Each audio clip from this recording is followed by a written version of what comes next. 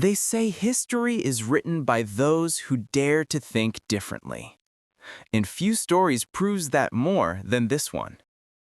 This is not just the story of a company. It's the story of an idea that began in a cramped garage and grew, against all odds, into the world's first $3 trillion brand. This is the unstoppable journey of Apple. Picture this: California, 1976. Two young men, Steve Jobs and Steve Wozniak, working out of a suburban garage. One is a visionary, restless, a perfectionist who sees beauty where others see circuits. The other is a quiet genius, an engineer who wants to make computers less intimidating, more human. Together, they build a wooden box with a keyboard, a screen, and a dream, to put the power of computing into the hands of everyday people. It's humble, almost naive, but revolutions always are at first. Back then, computers were massive, sterile, and cold. They lived in corporate backrooms and university labs. Ordinary people couldn't touch them, let alone own them.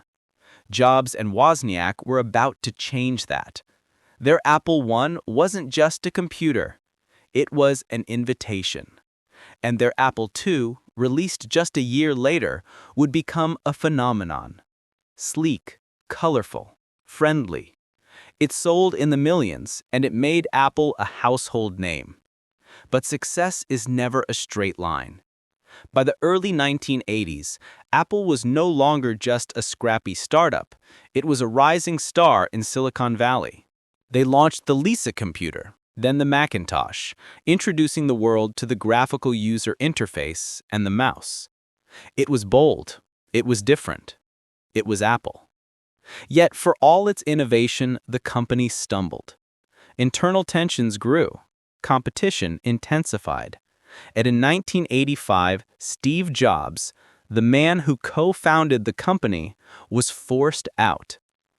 Imagine being exiled from your own creation.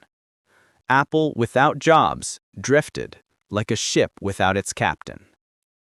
The next decade was turbulent. Leadership changed hands, products launched and flopped. Microsoft, once a partner, became a rival, dominating the market with Windows. Apple's identity blurred. Its stock fell.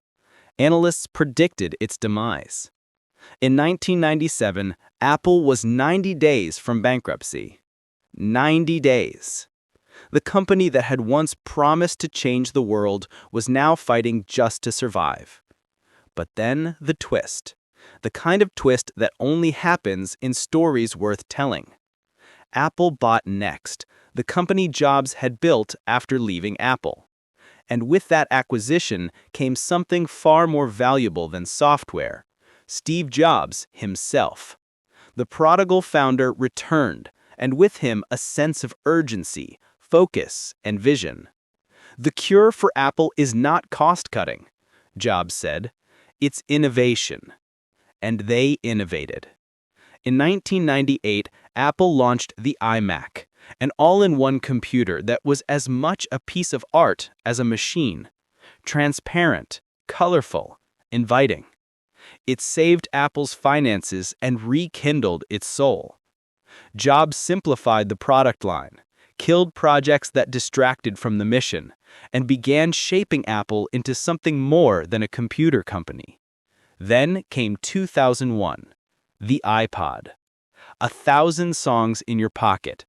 It wasn't just a gadget. It was a cultural shift. Music, once tied to CDs and bulky players, now danced freely in the palm of your hand. Apple didn't invent the MP3 player. It reinvented the experience. People didn't just buy iPods.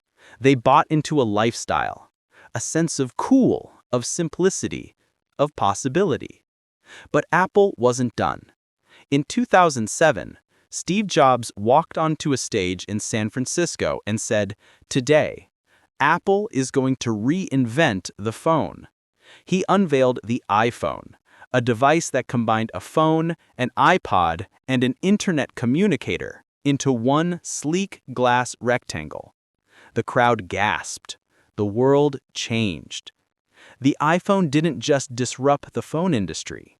It rewired entire economies, from app development to photography to social media.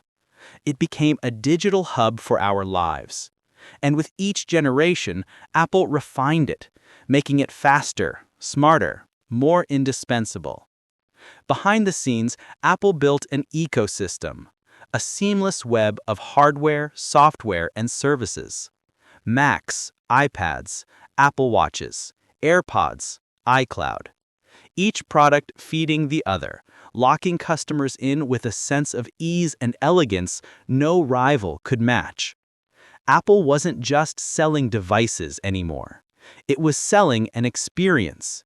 And experiences scale in a way products alone cannot. When Steve Jobs passed away in 2011, many feared Apple's magic would fade. But under Tim Cook, Apple did something extraordinary. It kept innovating. It grew even larger. It became the first company to reach a $1 trillion valuation in 2018. 2 years later, $2 trillion. And in January 2022, $3 trillion. The first company in history to cross that threshold. From a garage to a valuation larger than the GDP of entire nations. But numbers don't tell the whole story. Apple's journey is not just about money.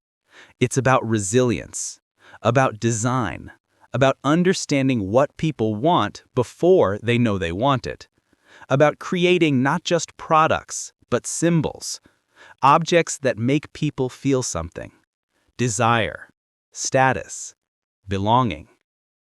Critics point out Apple's contradictions. It charges premium prices, yet speaks of accessibility. It preaches privacy, yet thrives on ecosystem lock-in. It's been accused of exploiting supply chains while marketing ethics. And yet, people keep buying. Because Apple, for all its flaws, has mastered the art of aspiration. It doesn't sell technology. It sells a better version of ourselves. Listen to Jony Ive, Apple's legendary designer. It's very easy to be different, but very difficult to be better. That's Apple's ethos. Not just different for the sake of it, but better. Cleaner, more intuitive, more human. And that's why even at $3 trillion, Apple's story feels unfinished. What's next? Augmented reality glasses? Electric cars? Artificial intelligence woven seamlessly into our lives? Business historians call Apple's rise unprecedented. No other company has scaled this high with such brand loyalty. But beneath the headlines are lessons for every entrepreneur. Focus, simplicity, obsession with detail, the courage to say no, the humility to start again after failure, the patience to build, slowly, then suddenly. And yet there's a paradox. The bigger Apple grows, the harder it becomes to stay bold.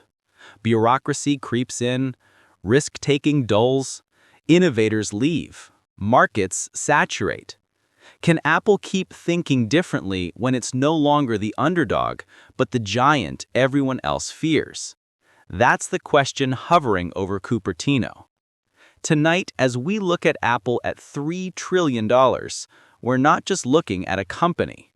We're looking at a mirror for our dreams, our contradictions, our hunger for something that feels simple in a complicated world. Apple's story is proof that great things can come from small places, that ideas matter, that design matters, that persistence matters.